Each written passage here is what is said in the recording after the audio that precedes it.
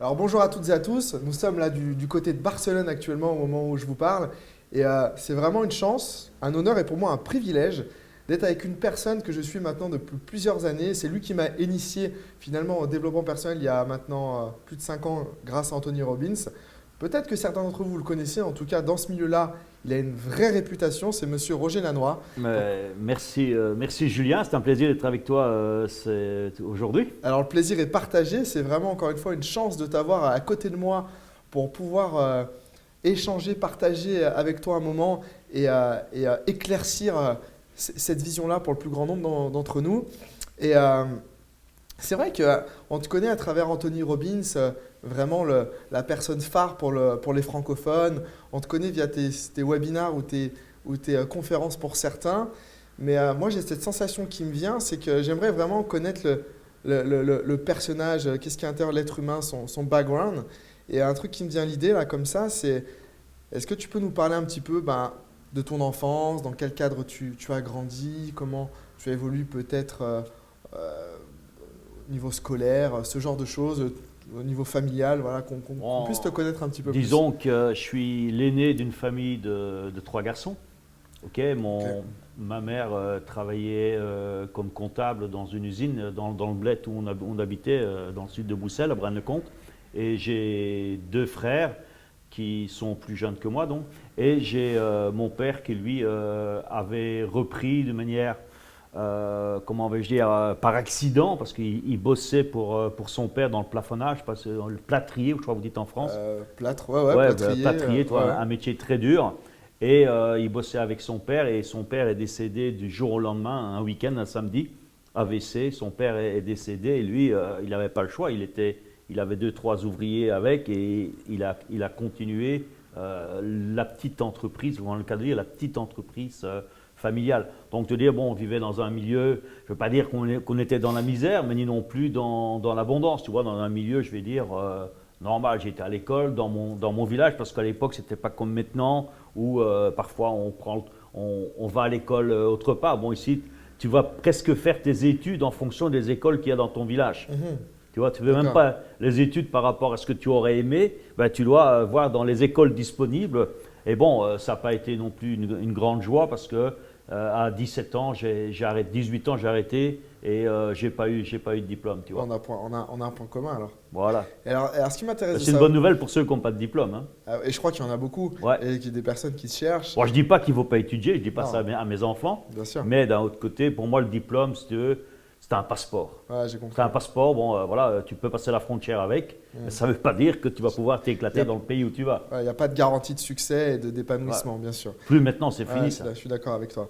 Ok, donc voilà, bon, à 17 ans, donc, tu stoppes à ce niveau-là. Et du coup, maintenant qu'on te connaît un petit peu plus, comment tu as un petit peu grandi, évolué, ce qui peut être super intéressant aussi, nous on te connaît ce que tu es maintenant, mais c'est ton parcours parce que j'estime et je suis sûr et certain que tu as vécu des bonnes expériences, des expériences moins bonnes, peut-être des échecs, tu as essuyé des Mm. revers.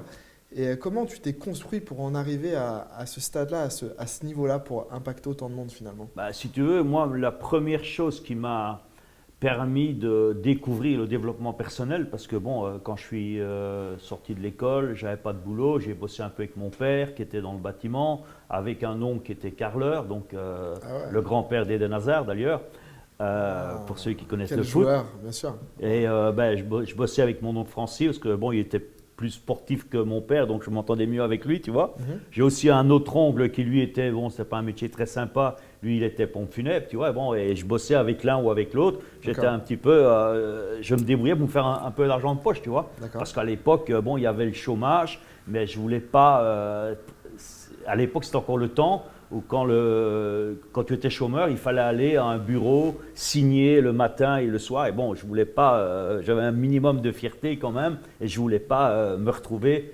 dans cette situation. Donc je me débrouillais comme ça, entre guillemets, des petits boulots, mais je dirais dans le secteur familial. Et un jour, par un piston, par un oncle qui était à la banque, je suis rentré à la banque, tu vois. Je suis resté 5 ans. Et ce qui m'a fait changer, c'est quand j'ai démarré en marketing de réseau. Ce n'est pas le marketing de réseau qui m'a le plus intéressé au départ, motivé, c'était les formations qu'il y avait derrière. Ok. Et il y avait un gros vecteur formation qui, à l'époque, c'est là que j'ai découvert le bouquin de Dale Carnegie, Comment se faire des amis, ou l'autre de Napoléon Hill, Réfléchir et devenir riche. Et c'est là que j'ai compris que je n'étais pas condamné à avoir la vie qu'on m'avait programmée.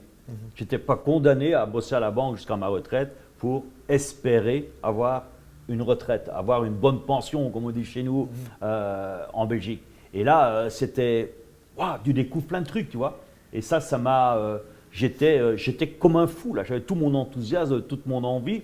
En plus, à l'époque, je jouais au foot avec les copains et je retrouvais la gagne que j'avais sur un terrain de sport, un terrain de foot, mais je le mettais dans mon activité de MLM. Et c'est ça aussi qui a fait que j'ai eu des résultats spectaculaires. Ouais, sans connaissance mais c'est ça qui est au fou. départ. C'est fou. Donc est-ce qu'on peut dire, d'après toi, que tout s'apprend ou tout peut se faire finalement au jour le jour ou sur le terrain sans forcément avoir les connaissances ou compétences initialement? Tu acquiers les connaissances au moment où tu en as besoin. Et ça, c'est la grosse erreur que beaucoup font. Ils croient qu'il faut d'abord apprendre et puis faire. Non, tu peux apprendre et faire en même temps. Et c'est ce que j'ai fait. J'ai eu la chance aussi, gratitude, d'avoir rencontré quelqu'un comme Moïse. C'est vrai qu'il avait un nom prédestiné, mais qui était pour moi un super mentor. C'était un peu, comme il disait, mon père spirituel, tu vois. C'est le mentor. Un mentor, mais c'est le gars qui, lui m'appelait, je suis ton père spirituel, il me disait toujours. Et il me foutait des coups de pied au cul. De temps en temps, j'avais quand même des bravos, mais pas souvent. Il était très avare dans les félicitations, mais il aimait bien travailler avec le bâton, tu vois. Mais ça a marché. Ok. Il y a un mot que tu trouves hyper intéressant, tu as employé le mot condamné. D'accord. Qu'est-ce que tu pourrais dire aux gens qui sont persuadés, qui ont des convictions, qui pensent qu'ils sont condamnés? Et je pense qu'il y en a beaucoup qui sont dans une case et qui se disent non, mais tu vois, non, mais c'est pour les autres, non, mais pas moi. Non. Tu vois, qui sont condamnés, mais dans cette case-là, ils ne sont pas si bien que ça. Mais peut-être par peur, qu'est-ce que tu pourrais leur dire finalement? D'une certaine manière, c'est nous-mêmes qui nous créons cette propre condamnation. Et cette condamnation, parce qu'on ne veut pas voir qu'est-ce qu'il y a dehors. Et aussi, il y a cette fameuse ZC, cette zone de confort dans laquelle les gens se mettent et ils n'osent pas sortir. Et ce qui se passe, c'est que les zones de confort, il suffit de regarder les revenus, l'inflation, elles ne font que se resserrer. Toutes ces zones de confort que beaucoup se sont créées deviennent souvent des zones d'inconfort. Et je dirais, ce que je donne souvent dans les séminaires d'ailleurs, c'est que dans la zone de confort, la vie est en noir et blanc. Si tu veux vivre une vie en 3D, en couleur, et vivre vraiment la vie, il faut oser sortir de la zone de confort. La zone de confort, c'est comme un muscle, il faut le stretcher, tu vois. Et si tu ne travailles pas tes muscles, ils vont s'atrophier. La zone de confort, c'est le même. Toi qui es sportif, tu le sais, et c'est important le stretching pour donner du volume à ta musculature. Et une dernière petite chose par rapport à ça, en sortir, on l'a bien compris, tu nous l'as très bien schématisé. Comment y rester? Parce que souvent, les gens, à un moment donné, ils arrivent à en sortir avec ce que tu dis, et tu l'as très bien dit, mais ils y reviennent tout de suite. Qu'est-ce que tu peux leur dire, leur conseiller pour qu'ils y restent? Et que finalement, que cette zone de confort s'agrandisse avec le temps et que ça soit d'autres choses? Beaucoup de choses que je voudrais dire là-dessus, mais la première, c'est d'avoir des habitudes, des bonnes habitudes, ce que j'appelle les rituels. On a soit des rituels de l'échec, c'est la majorité des gens, ils font tout le temps les mêmes choses, ils ont tout le temps des situations qu'ils ne veulent pas et ils répètent les mêmes échecs. Par contre, le rituel du succès, c'est créer des nouvelles habitudes. Et une habitude que je conseille à tout le monde pour démarrer, parce qu'il faut juste formater notre cerveau à s'habituer à créer des nouveaux rituels. Et un rituel simple, c'est un rituel, je dirais, physique. C'est par exemple le matin, prendre un jus de citron. Dès que tu te réveilles, boum, tu sautes sur le citron. Le jus de citron, si c'est trop dur pour toi, tu mets un peu de flotte avec. Ça n'a pas d'importance. Ensuite, te poser, 5-10 minutes, un peu de musique, un peu d'encens. Moi, c'est ce que je fais. Une méditation. Méditer, 10 minutes. Bon, le week-end, parce que la méditation, c'est pas entre guillemets une punition. Ah non, au contraire, c'est une bénédiction, c'est un cadeau. Et si le week-end, tu peux le faire pendant 1 heure, c'est magique. Et après, mettre le corps en mouvement, créer de l'oxygène, parce qu'on a besoin, nos cellules ont besoin d'oxygène. Passer 10 minutes de trampoline. Petite trampoline, ça coûte 35 €. Merci Decathlon pour la pub.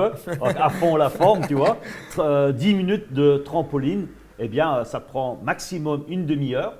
Maintenant, on dit, ouais, mais moi, je n'ai pas le temps. Mais tu te lèves une demi-heure plus tôt et teste. Et tu vas voir, Et comme ça la marche. personne va J'ai se des sentir tellement milliers, mieux. des milliers de retours avec ça. Ça, Ce- c'est un premier point. Et je dirais le deuxième point, ça c'est, je dis, au niveau physique, physiologique. Et le deuxième point, c'est couper. Je sais que ce n'est pas sympa ce que je vais dire, mais couper avec toutes les personnes qui viennent te pourrir la vie avec leurs Ouais. histoires négatives, qui sont en train de te tirer par le bas, tout l'environnement, parce que ce qui fait notre force, ce qui va faire que notre réussite, c'est d'avoir un environnement qui nous porte.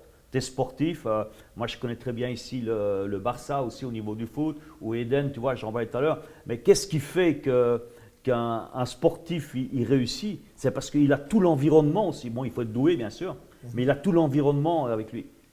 Imagine qu'on lui donne des godasses qui ne sont pas propres, ou des godasses qui sont trop petites ou trop grandes, ou je ne sais pas moi, qu'il n'a pas le bon environnement pour réussir, il ne pourra pas donner les 1000% de ses capacités.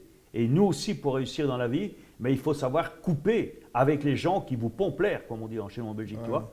Et tu as des gens, et ça, on les ressent. Tu as des gens, tu passes des heures, ça fait des heures qu'on est ensemble, ben bon, on ne voit pas leur tourner. Tu en as de ceux, Ouais. tu es 2 minutes avec eux, ça y est, Tu as envie t'es de cassé. passer à autre chose. Alors quand tu as des gens comme ça, C'est fuis-les comme la c'est peste. se préserver, se protéger, finalement, se faire Ouais. du bien à soi-même d'avoir cette attitude-là.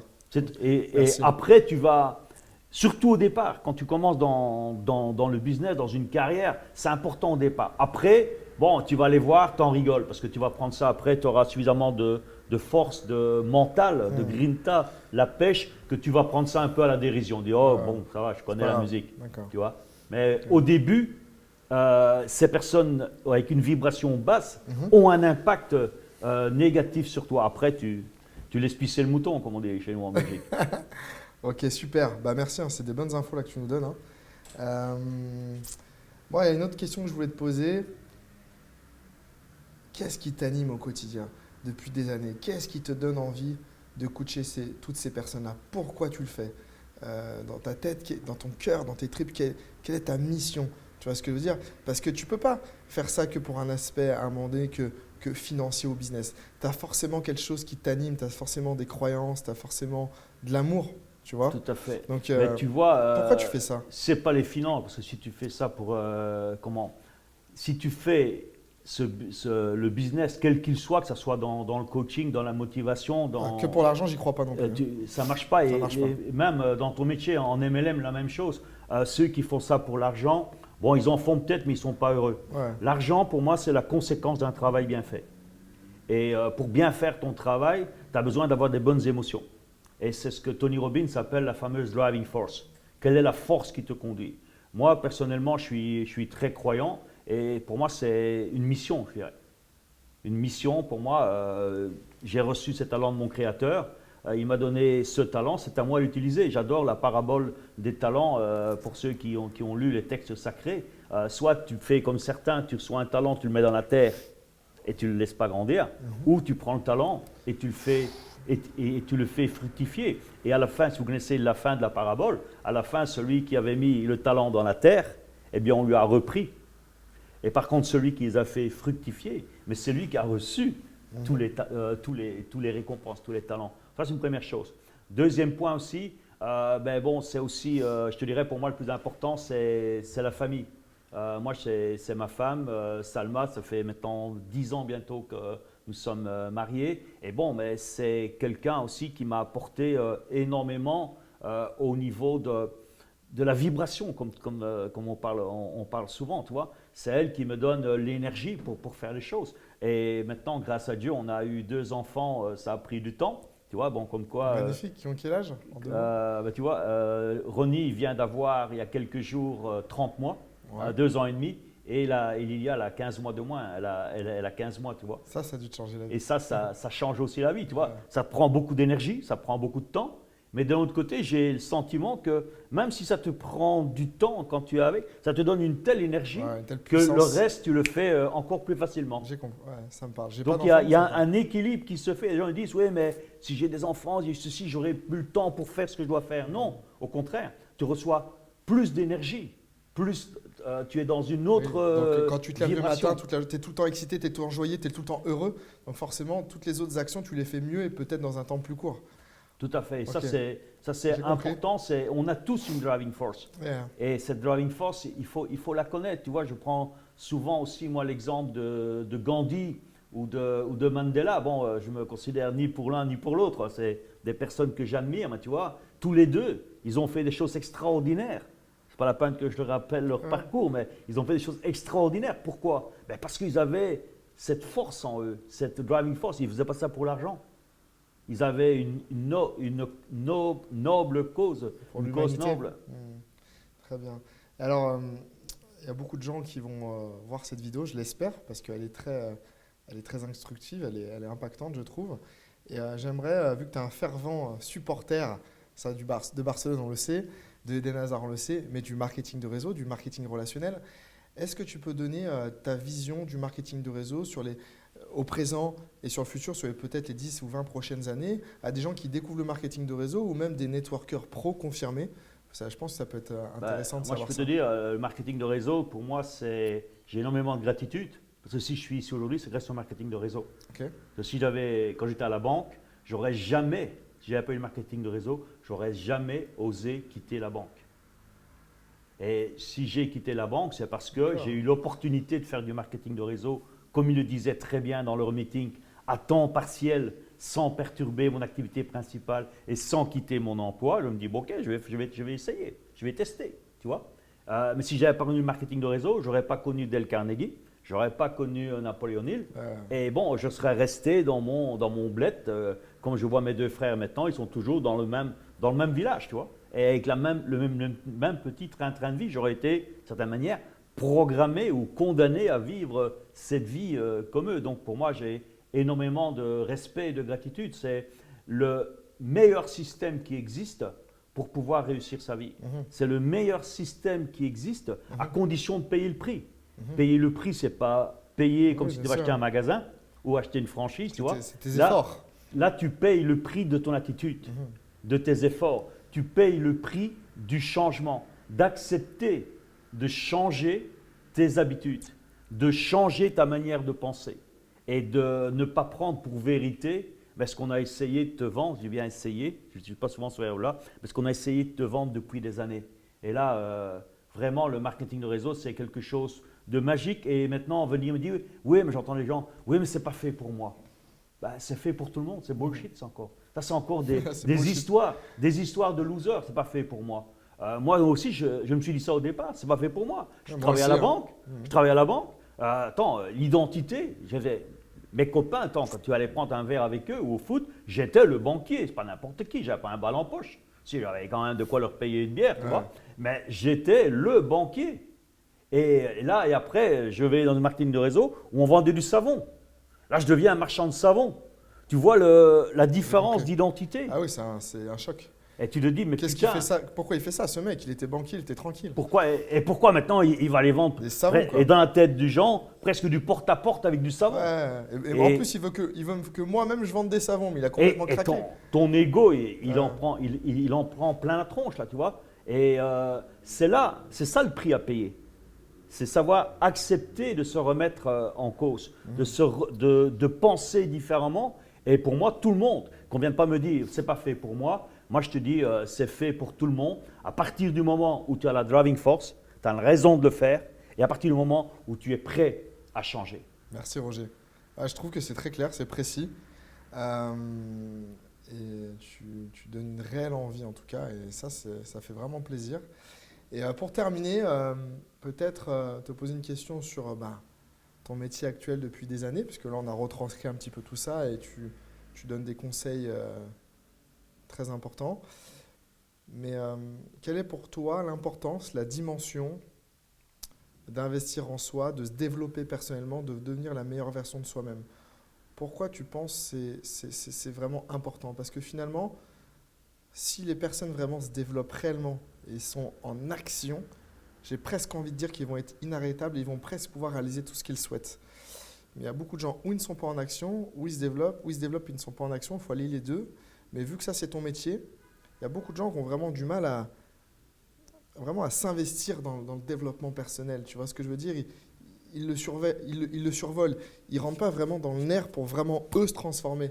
Et qu'est-ce que tu peux dire par rapport à ça? Je crois qu'au départ, il y a des peurs.